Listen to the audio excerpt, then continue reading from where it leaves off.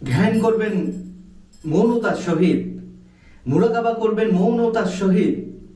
কারণ প্রথমেই বলে দিতেছি যে মুরাকাবা অর্থটাই হচ্ছে আল্লাহ তাআলার সাথে এই যে নিজের অতীন্দ্রিয় মিলনের ব্যাপারটাই হচ্ছে, পদ্ধতিটাই হচ্ছে মুরাকাবা।